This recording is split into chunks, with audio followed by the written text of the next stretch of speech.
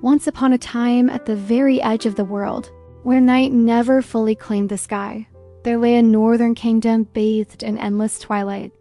It was a land of stark beauty and ancient magic, where the rhythm of life was dictated by a sun unlike any other.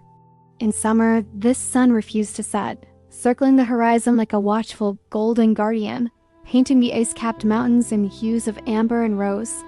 In winter, darkness stretched long and cold, a deep, velvety blanket that smothered the world, and hope became as fragile as frost on a windowpane.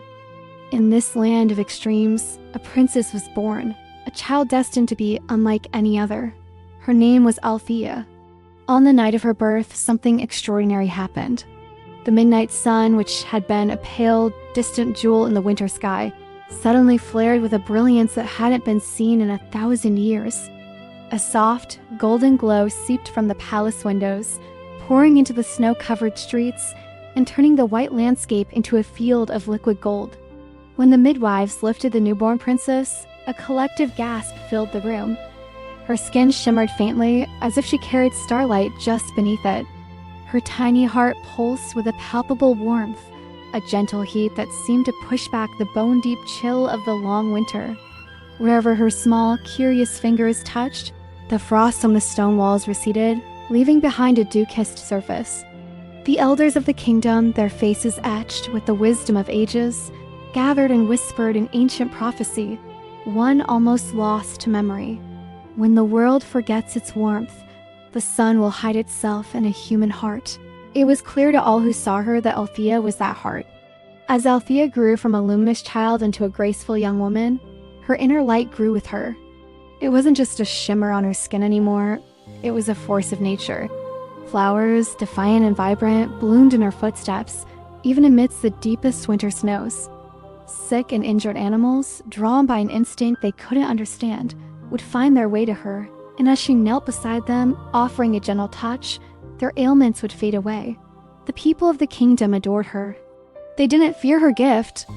They celebrated it. They called her the Princess of the Midnight Sun, their living beacon of hope against the encroaching darkness. But light, no matter how pure, always casts a shadow. A worrying trend began to emerge. The more Althaea used her gift, the more she shared her warmth and light with the world around her, the dimmer the sky became. The real midnight sun, the celestial body that had governed their lives for millennia, began to fade. Each year, it lingered lower on the horizon, its arc shallower, its light weaker. The vibrant summer twilights grew muted, and the winters became colder, longer, and more profound. The royal scholars, poring over ancient texts and celestial charts, finally discovered the terrible, heartbreaking truth. Althea's life and the sun's were intrinsically linked. The sun was not just a star. It was a living entity, and it was feeding its remaining energy into the princess, sustaining her glow. Conversely, her light was a part of its essence. One could not exist at its full brilliance while the other did. The kingdom was faced with an impossible choice, a choice embodied by their princess. If she kept her light, if she continued to be their beacon, the sun would eventually vanish forever, plunging their kingdom and perhaps the entire world into an eternal, freezing night. But if she were to somehow return the light to the sky, to sacrifice her gift to restore the celestial balance, she would lose what made her special. She would become ordinary, and worse, she would become mortal, subject to the cold and frailty she had never known. The gift that had defined her was also the burden that could destroy her world. Faced with this devastating reality, Althaea did not hesitate. The love she felt for her people was far stronger than any attachment she had to her own magical nature. She would not let her kingdom freeze for her sake. Determined to save them, she resolved to undertake a perilous journey. She would travel to the Frozen Crown, a legendary, jagged mountain at the northernmost point of the world, a place where the sun spirit was said to sleep in its icy cradle. Alone, she set out, leaving her gilded palace behind for the vast, untamed wilderness. Her journey was an epic in itself.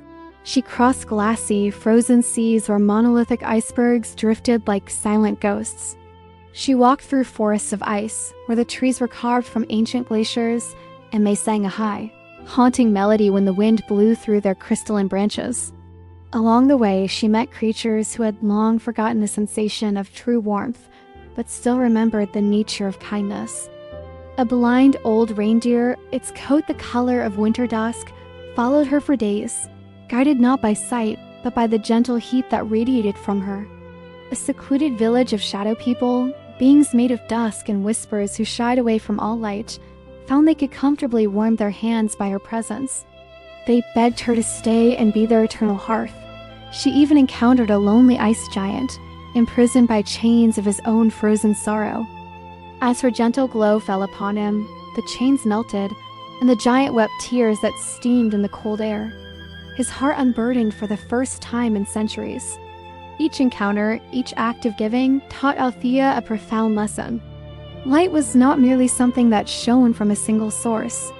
It was something that connected beings, a thread of warmth that wove through the fabric of existence. It was shared glances, helping hands, and moments of compassion. Her gift wasn't just in her. It was in what she could inspire in others.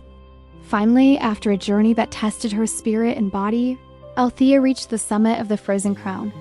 She stood beneath a sky that was almost completely drained of color, a pale, milky expanse holding a single, dying ember where the sun should have been.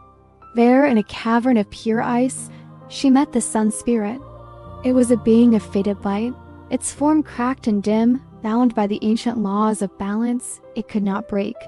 The spirit did not speak with a voice of thunder, but with a gentle whisper that sounded like the shifting of snow. "You have come," it said. "You carry a great light, princess." Althaea bowed her head, ready to make her sacrifice. But the spirit stopped her. "Light hoarded destroys," it whispered. "Light shared endures." In that moment, Althaea understood everything. The world didn't need one impossibly bright sun, nor did it need one shining girl to stand against the darkness. That was a fragile balance, too easily broken. What the world truly needed were many small lights, scattered and resilient, burning in the hearts of many. She stood tall, looked at the fading star above, and then at the vast, sleeping world below. She placed her hands over her own heart, where the core of her power pulsed. And then, with a final deep breath, she let her golden light flow outward. But she didn't send it back into the sun. Instead, she released it into the world itself. It cascaded down the mountain like a river of dawn, spreading across the land, seeking out not just one vessel, but millions. The light flowed into the hearth fires of humble cottages, making them burn brighter and warmer. It seeped into the wicks of lanterns, giving them a steadier, more hopeful glow.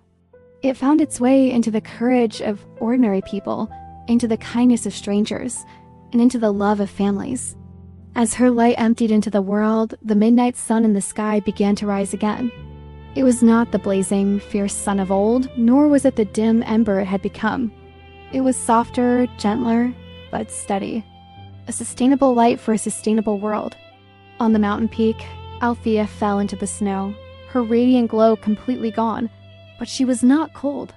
And she lived. When she awoke, she was no longer a shimmering miracle.